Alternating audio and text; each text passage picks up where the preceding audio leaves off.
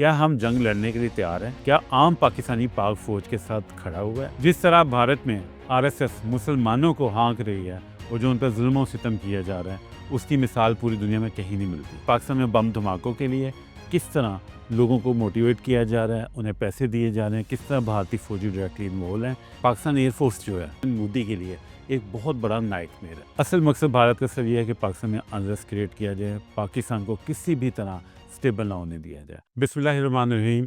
السلام علیکم، میں ہوں فہیم جہاں زیب۔ آج ہم گفتگو کریں گے جو انڈیا اور پاکستان کی دن بدن کشیدگی بڑھتی جا رہی ہے۔ گزشتہ ویلاگ میں ہم نے بہت سے ایشوز کو ڈسکس کیا تھا، جس میں اسپیشلی ہم نے سنتاس معاہدے کو اور شملہ معاہدے کو ڈسکس کیا تھا، لیکن کیونکہ جنگی حالات ہیں اور دن بدن ہر لمحہ صورتحال بدلتی جا رہی ہے۔ گزشتہ رات بہت ہیپننگ رہی، اس میں انڈین رافیل طیاروں کا اور پاکستانی طیاروں کا آمنا سامنا ہوا، بلکہ تاریخ میں پہلی دفعہ رافیل اور J-10C آمنے سامنے آئے۔ گزشتہ رات آدھی رات کے قریب پاکستان کے وزیر اطلاعات عطا تارڑ نے پریس کانفرنس کی اور انہوں نے کہا کہ چانسز ہیں کہ انڈیا 24 سے 36 گھنٹے تک پاکستان پہ حملہ کر سکتا ہے۔ بہت سے انڈین جو یوٹیوبرز ہیں، جو چینلز والے ہیں، میڈیا والے ہیں، وہ اس چیز کو ایسے لے رہے ہیں کہ جیسے پاکستانیوں کو ساری رات نیند نہیں آ رہی، ڈر سے برا حال ہوا ہے، جبکہ پاکستانی یہ سمجھ رہے ہیں کہ جی ہم بہت زیادہ الرٹ ہیں۔ لیکن اس سب میں جو وہ بہت انٹرسٹنگ صورتحال ہے، جو سب سے مزے کی چیز ہے، وہ یہ ہے کہ اتنی رات کو پاکستان کے وزیر اطلاعات کو پریس کانفرنس کیوں کرنی پڑی؟ کیا کسی نے یہ سوال سوچا؟ رات کے 2 بجے پریس کانفرنس کرنے کا اصل مقصد یہ نہیں تھا کہ پاکستانیوں کو نیند نہیں آ رہی یا کوئی ڈر ہے، جبکہ یہ بہت زبردست قسم کی اسٹریٹجی تھی جو کہ بہت ہی سمجھدار لوگوں نے بنائی تھی، تاکہ انڈیا والوں کو بتایا جا سکے کہ ان کی ہر تیاری کے حوالے سے پاکستانی باخبر ہیں۔ بیسکلی یہ میسیج وہ نہیں تھا کہ جو بظاہر سامنے نظر آیا، میسیج وہ تھا جو کہ بیک ڈور سے آگے پہنچانا تھا، وہ پہنچا دیا گیا، جس میسیج کی وجہ سے انڈین طیارے بس لائن آف کنٹرول کا چکر لگا کے خاموشی سے واپس چلے گئے، کیونکہ انہیں پتا تھا کہ پوری قوم، پاک فوج، پاک ایئر فورس اور پاک نیوی سب ادارے اکٹھے ہو کے تیار ہیں اور انڈیا کا ہر وقت منہ توڑ جواب دینے کے لیے وہ تیار اور موجود ہیں۔ ناظرین، گفتگو میں آگے بڑھتے آپ سے ایک انٹرسٹنگ بات کرنا چاہتا ہوں کہ پاکستان ایئر فورس جو ہے وہ انڈیا کے لیے، بھارتی پائلٹس کے لیے، بھارتی آرمی کے لیے، ایون مودی کے لیے ایک بہت بڑا نائٹ میئر ہے۔ اس کی وجہ یہ ہے کہ اگر آپ 65 کی وار دیکھ لیں تو پاکستانی ایئر فورس نے انڈین طیاروں کو اڑنے سے پہلے ہی تباہ و برباد کر دیا تھا۔ پٹھان کوٹ کا واقعہ انڈیا والے آج تک نہیں بھولے، اور یہی وجہ ہے کہ پاکستانی ایئر فورس کو ہمیشہ انڈین ایئر فورس کے پاس سائیکولوجیکل بڑھتی رہی ہے۔ اس کی زندہ مثال پاکستان کے MM عالم ہیں، جو کہ پاکستانی قوم کے ہیرو ہیں، جنہوں نے کثیر طیارے چند لمحات کے اندر گرا دیے تھے۔ اس کے بعد پاکستانی ایئر فورس کے 2 پائلٹ، اسکواڈرن لیڈر حسن صدیق اور ونگ کمانڈر نعمان علی نے انڈیا کے جو عزائم تھے ان کو خاک میں ملا دیا، اور 27 فروری کو ابھینندن کا طیارہ گرایا اور ابھینندن کو گرفتار بھی کروا دیا۔ یہی وجہ ہے کہ 27 فروری کے واقعے کے بعد بھارتی وزیر اعظم مودی بہت دفعہ تل ملائے کہ ہماری ایئر فورس پاکستان کے ساتھ مقابلہ کرنے کے قابل نہیں ہے، اور اسی لیے انہوں نے رافیل طیاروں کی جو ڈیل تھی اس کو آگے کیا اور رافیل طیارے خریدے، اور آج بھارتی ایئر فورس سمجھتے ہیں کہ شاید وہ رافیل طیاروں کے ساتھ پاکستان ایئر فورس کا مقابلہ کر سکتے ہیں، لیکن پاکستان ایئر فورس کا مقابلہ طیاروں سے نہیں، ایک عزم کے ساتھ، جذبے کے ساتھ اور حوصلے کے ساتھ کیا جا سکتا ہے، جو کہ نہ 65 میں انڈیا کے پاس تھا، نہ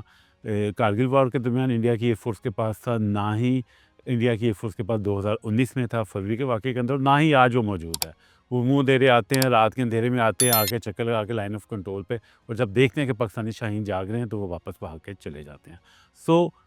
بہت کلیئر ہے کہ انڈین ایئر فورس یا پاکستان ایئر فورس کی ایک سائیکولوجیکل برتری ہے، اور اس کو توڑنا انڈیا کے لیے مشکل ہی نہیں بلکہ ناممکن ہے۔ ناظرین، اگر ہم آج کے ماڈرن وارفیئر کی بات کریں تو اب جنگیں ویسی نہیں لڑی جاتی جیسے کہ انڈیا جنگ لڑنا چاہتا ہے۔ اگر آپ موجودہ تاریخ کی حالیہ جنگیں دیکھیں تو اس میں سب سے امپورٹنٹ جو جنگ آج کے لڑی جا رہی، جو کہ گزشتہ 2 سال سے اوپر ٹائم ہو چکا ہے، وہ ہے رشیا اور یوکرائن کی جنگ۔ رشیا اور یوکرائن کا آپس میں کسی قسم کا کوئی موازنہ نہیں ہے، اس کے باوجود 2 سال سے اوپر ہو گئے ہیں، اور یوکرائن نے رشیا کی اتنی بڑی مائٹ کو، اتنی بڑی ملٹری فورس کو، جو کہ دنیا کی دوسری سب سے بڑی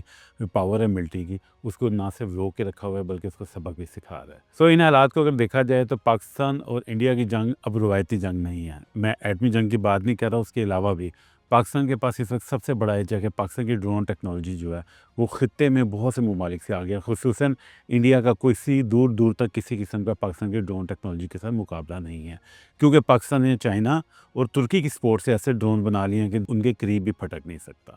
سو جو موجودہ وارفیئر ہے اس کے اندر انڈیا کے لیے بہت مشکل ہے کہ وہ پاکستان کو جیسے وہ چاہتا ہے کہ ایک دم سرپرائز دے کے اور اوورٹیک کر کے گزر جائے گا، یہ ناممکن ہے، کیونکہ انڈیا کو اس میں سوچنا پڑے گا اور انہیں اپنی جو رن نیتی ہے جو ان کی زبان میں ہے اسے بار بار انہیں سمجھنا پڑے گا اور بدلنا پڑے گا۔ اب انٹرسٹنگ چیز یہ ہے کہ 1948 کی جنگ دیکھی جائے، 1965 کی جنگ دیکھی جائے، دونوں جنگوں کے اندر پاکستان نے ان کے کشمیر پہ اٹیک کیا تھا اور کشمیر کا پریشر کم کرنے کے لیے انڈیا نے انٹرنیشنل بارڈرز کی طرف نہ آنا شروع کر دیا تھا۔ ہمیشہ سے پاکستان کی کوشش رہی ہے کہ پاکستان ایک محدود جنگ لڑے، ایون کارگل کی جنگ کے اندر بھی پاکستان کی خواہش رہی تھی کہ محدود جنگ ہو، جو کہ لائن آف کنٹرول پہ جنگ لڑی جائے۔ اس جنگ میں پاکستان بڑے اچھے طریقے سے انڈین فوج کو سبق بھی سکھا سکتا ہے، ناک کو چنے چبوا سکتا ہے اور بڑے اچھے طریقے سے کشمیر کو آزاد بھی کروایا جا سکتا ہے۔ لیکن ہمیشہ جب بھی ایون 1965 کی وار ہو، کارگل کی وار ہو، جب بھی انڈیا نے دیکھا ہے کہ پاکستان کی افواج کا پلڑا انڈیا پہ بھاری پڑ رہا ہے، لائن آف کنٹرول ان کے ہاتھ سے نکل رہی ہے، اسی وجہ یہ کہ جنگ کے دوران صرف یہی نہیں کہ آپ نے سامنے فوج کے ساتھ لڑنا ہے، کشمیری بھی اٹھ کے کھڑے ہو جاتے ہیں، جو کہ لائن کے اس پار مقبوضہ کشمیر کے لوگ ہیں وہ بھی اٹھ کے کھڑے ہو جاتے ہیں۔ تو ہمیشہ انڈین فوج اپنا پریشر کم کرنے کے لیے انٹرنیشنل بارڈر کے اوپر جنگ چھیڑ دیتی ہے۔ آج کل میں سمجھتا ہوں کہ پاکستان کی فوج اور قیادت کی بہت بڑی کامیابی ہے کہ انہوں نے انڈیا کو مجبور کر دیا ہے کہ وہ اپنا سارا فوکس لائن آف کنٹرول کے اوپر لے کے جائے، اور لائن آف کنٹرول کے اوپر اگر انڈیا نے جنگ چھیڑی تو یہ اگین پاکستان کی اسٹریٹجی کی کامیابی ہوگی کہ پاکستان نے کنٹرول جگہ پہ جنگ کا آغاز کروا دیا ہے۔ اس کا یہ مطلب نہیں ہے کہ جنگ صرف لائن آف کنٹرول تک ہی محدود رہے گی، ہو سکتا ہے کہ انڈیا پریشر میں آگے پھر دوبارہ سے انٹرنیشنل بارڈر پہ جنگ چھیڑنا شروع کرتے، لیکن اس دفعہ ویسا نہیں ہوگا، کیونکہ اس وقت پاکستان کے جو سپہ سالار انڈیا کا مقابلہ کرنے کے لیے موجود ہیں جنرل عاصم منیر، انہوں نے چند دن پہلے اپنی تقریر کے اندر بڑا واضح طریقے سے بتا دیا تھا کہ پاکستان کی فوج، پاکستان کی عوام آج بھی ٹو نیشن تھیوری کے اوپر قائم ہے، دو قومی نظریہ، جس کا ہندوستانی مذاق اڑانے کی کوشش کرتے ہیں، لیکن یہ وہی لوگ ہیں جو 1947 سے بھی پہلے اس چیز کا مذاق اڑاتے تھے، لیکن قائد اعظم نے ان کے حلف سے کھینچ کے پاکستان کو آزاد کروایا تھا۔ باوجود اس کے کہ بہت سے اس وقت کے مسلم رہنما بھی پاکستان بننے کے خلاف تھے، لیکن اس کے باوجود قائد اعظم نے 1947 کے اندر دو قومی نظریے کی بنیاد کے اوپر پاکستان کو آزاد کروایا تھا۔ یہ ایک چھوٹا واقعہ نہیں ہے، دنیا کی تاریخ میں، قریب ترین تاریخ میں کوئی ایسا ملک نہیں ہے جو اس طرح اپنے سے بہت بڑے ملک سے آزاد ہوا ہو، لیکن یہ سب قائد اعظم کی جو دلیرانہ اور دور اندیش قیادت تھی اس کی وجہ سے ممکن ہو سکے۔ میں یہاں پہ آپ سے ایک اور چیز بھی ڈسکس کرنا چاہتا ہوں کہ جو جنگ ہوتی ہے، جنگ میں کوئی ونر نہیں ہوتا۔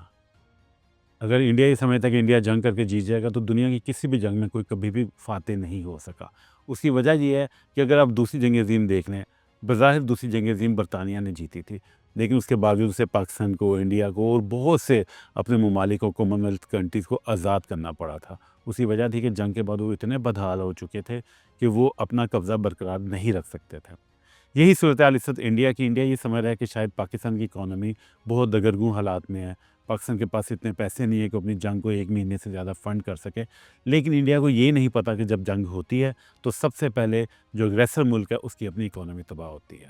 چند دہائیاں پہلے انڈیا کی اکانومی کے بہت برے حالات تھے، اتنے برے حالات تھے کہ انہیں قرضہ رکھنے کے لیے اپنے ملک کا جو سونا تھا وہ برطانیہ میں گروی رکھنا پڑا تھا۔ اور اس میں کوئی شک نہیں ہے کہ اگر جنگ دوبارہ انڈیا نے سٹارٹ کی تو دوبارہ انڈیا بہت جلد ان حالات پہ چلا جائے گا۔ نو ڈاؤٹ پاکستان کے لیے بھی مشکل ہے، لیکن انڈیا کے لیے بھی آسان نہیں ہے۔ It's not a piece of cake کہ انڈیا آرام سے جنگ جیت کے گزر جائے یہاں سے۔ دوبارہ ٹو نیشن تھیوری پہ میں بات کرتا ہوں، مجھے اتفاق ہوا تھا بھارت جانے کا، اور میں وہاں پہ رہا، وہاں کے اسٹوڈنٹس کے ساتھ میں نے انٹریکشن کیا، بھارتی دانشوروں کے ساتھ انٹریکشن کیا، بہت سے مسلمانوں کے ساتھ میں نے انٹریکشن کیا۔ بھارت کے اندر جو مسلمان ہیں، جب میں انہیں ملا تو تب مجھے احساس ہوا کہ قائد اعظم کس قدر دور اندیش سیاستدان تھے، اور پاکستان کے وہ لیڈرز جنہوں نے پاکستان بنایا تھا، جنہوں نے دو قومی نظریے کی بنیاد ڈالی تھی، وہ کوئی عام انسان نہیں تھے، کیونکہ جو بھارت کے اندر عام مسلمان کی حالت ہے وہ دنیا کے کسی بھی ملک میں کسی تیسرے درجے کے شہری سے بھی کم ہے۔ جس طرح بھارت میں RSS مسلمانوں کو ہانک رہی ہے اور جو ان پر ظلم و ستم کیا جا رہا ہے، اس کی مثال پوری دنیا میں کہیں نہیں ملتی۔ ایک طرف مسلمانوں کو جو کہ 1947 میں پاکستان میں نہیں آئے، انہیں اپنے آپ کو بھارتی بنانا چاہا، انہیں آج تک بھارت ماتا کی جے اور وندے ماترم کے نعرے لگانے پر مجبور کیا جاتا ہے، اور دوسرا انہیں یہ ثابت کرنا پڑتا ہے کہ وہ ایک ہندوستانی ہیں۔ کبھی انڈیا میں کوئی قانون آ جاتا ہے جس میں وہ 1971 سے پہلے کے لوگوں کو شہریت دینے پہ تیار ہیں، بعد کے لوگوں کو شہریت دینے پہ تیار نہیں ہیں، جو مہاجرین ہیں ان کو ایکسیپٹ نہیں کرتے۔ حال ہی میں بھارت کی پارلیمنٹ کے اندر وقف بل لایا گیا ہے جس کا نشانہ صرف مسلمان ہے، کیونکہ مودی کی خواہش ہے کہ جس طرح انہوں نے بابری مسجد کو شہید کر کے وہاں پہ رام مندر بنایا ہے، اسی طرح وہ کبھی اورنگ آباد کا نام تبدیل کرنا چاہتے ہیں، کبھی کسی مسجد کو وہ شہید کر کے مندر بنانا چاہتے ہیں۔ ہر جگہ سے وہ مندر اور کسی طرح کا کوئی ٹیمپل نکالنا چاہتے ہیں تاکہ مسلمانوں کے لیے جو زندگی کا دائرہ ہے، مسلمانوں کے لیے زندگی کو بھارت کے اندر تنگ کیا جا رہا ہے۔ انہیں روز کہا جاتا ہے مسلمانوں کو آپ بھارت چھوڑیں اور پاکستان چلے جائیں۔ وہ بیچارے یہی کہتے رہتے ہیں کہ اگر ہم نے جانا ہوتا تو ہم آج سے 80 سال پہلے چلے جاتے ہیں۔ ہم نے یہاں پہ رہنا چوز کیا، ہمارے آباء و اجداد کی قبریں یہاں پر ہیں، لیکن اس کے باوجود مسلمانوں کو بہت سے آئیڈینٹی کرائسس کا سامنا ہے۔ سم ٹائمز تو مسلمانوں کے لیے وہاں پہ عرصہ حیات اس قدر تنگ کیا جاتا ہے کہ وہ مجبور ہو جاتے ہیں۔ کئی دفعہ وہ جناح کی تعریف کرتے ہیں کہ جناح از اے ویژنری لیڈر، کہ جس نے پاکستان بنایا تھا۔ ہر بھارتی مسلمان بظاہر نہ بولے، ڈر کے نہ بولے، لیکن دل میں سمجھتا ہے کہ جناح کا فیصلہ اچھا فیصلہ تھا۔ اب آتے ہیں کشمیر کے اوپر۔ بھارت نے جو ہی پہلگام کا واقعہ ہوا ہے، اس کے بعد انہوں نے اگریسولی کشمیریوں کے اوپر حملے کرنے شروع کر دیے ہیں۔ کسی کے اوپر بھی حریت فائٹر کا الزام لگا کے اسے گھر کو بم کے ساتھ اڑا دیا جاتا ہے۔ ایک گھر کے ساتھ مزید 10 گھر اڑائے جاتے ہیں۔ تو اس کی وجہ سے کشمیر کی وادی کے اندر بہت زیادہ نفرت جو کہ پہلے بھی موجود تھی، اس سے ملٹی پلائی کیا جا رہا ہے بھارت کے خلاف۔ اگر بھارت لائن آف کنٹرول پہ یا پاکستان سے انٹرنیشنل بارڈر پہ جنگ سٹارٹ کرتی ہے، اور چند دن کے اندر ہی آپ دیکھیں گے کہ کشمیر کے اندر بھی ایک بہت بڑی تحریک اٹھ جائے گی، اور بھارت کو 2 فرنٹ پہ جنگ لڑنی پڑے گی، ایک سامنے پاکستان فوج کے ساتھ اور دوسرا پیچھے کشمیری بھی ان کے ساتھ جنگ کے لیے تیار ہوں گے۔ تو یہ وہ ایسی سچویشن ہوگی کہ جس کے اندر بھارت کے لیے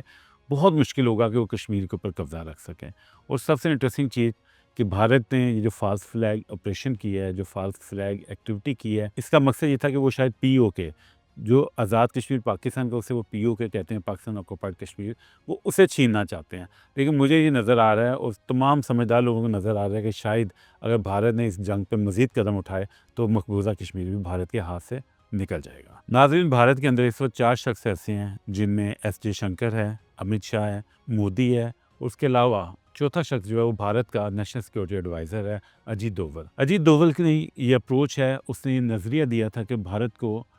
اوفینسو ڈیفینس کی طرف جانا چاہیے۔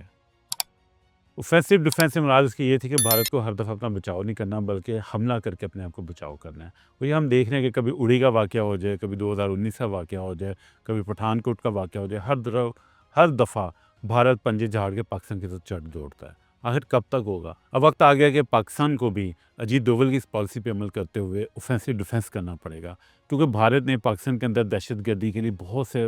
ایونیو کریٹ کیے ہوئے ہیں۔ گزشتہ روز D G I S P R کی پریس کانفرنس میں جس طرح بتایا گیا ہے کہ پاکستان میں بم دھماکوں کے لیے کس طرح لوگوں کو موٹیویٹ کیا جا رہا ہے، انہیں پیسے دیے جا رہے ہیں، کس طرح بھارتی فوجی ڈائریکٹلی انوالو ہیں، اس کی پہلے بھی مثال ہمارے پاس موجود ہے۔ کلبھوشن یادو ابھی بھی پاکستانی جیلوں میں پڑا ہوا ہے۔ اس کے علاوہ بی ایل اے کو انڈیا کی طرف سے ان لمیٹڈ سپورٹ اویلیبل ہے، اس کے لیے اسپیشل بجٹ رکھا گیا ہے۔ اگر آپ دیکھیں جعفر ایکسپریس کا واقعہ ہوتا ہے، پاکستان میں خبر بعد میں آتی ہے، اس سے پہلے ویڈیو فوٹیج اور خبر انڈیا کے چینلز پہ بریک ہو جاتی ہیں۔ انڈینز پریز کر رہے ہوتے ہیں بیٹھ کے جعفر ایکسپریس کے واقعے کو کہ کس طرح انہوں نے کمال کر دی ہے، بی ایل اے والے یہ ہیں،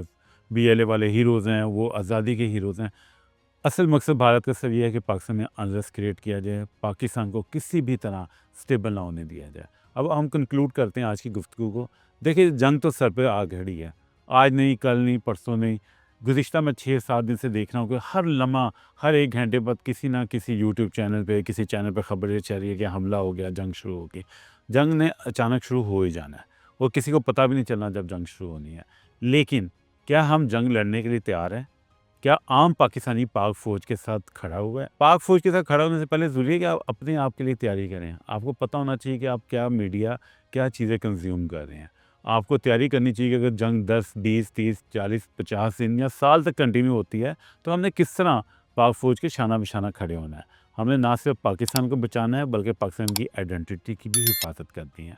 نہ صرف یہ کہ پاکستان کی جغرافیائی سرحدوں کی ہم نے حفاظت کرنی ہے، پاکستان کی تصویراتی سرحدوں کی بھی حفاظت کرنی ہے۔ وہ یہ تب تک ممکن نہیں ہے جب تک پاکستان کی پوری قوم، 25 کروڑ پاکستانی، سیسا پلائی دیوار بن کے پاکستان کی فوج کے ساتھ نہ کھڑے ہوں۔ تو ناؤ اٹس دا ٹائم کہ ہم سب اپنے آپ سے وعدہ کریں، ایک ارادہ کریں کہ ہم نے فوج کو کہیں پہ بھی شرمندہ نہیں ہونے دینا۔ ہم نے پاک فوج کے ساتھ سیسا بنی ہوئی دیوار بن کے کھڑے ہونا ہے، اور مودی کو اور بھارتیوں کو ایک پیغام دینا ہے کہ کشمیر،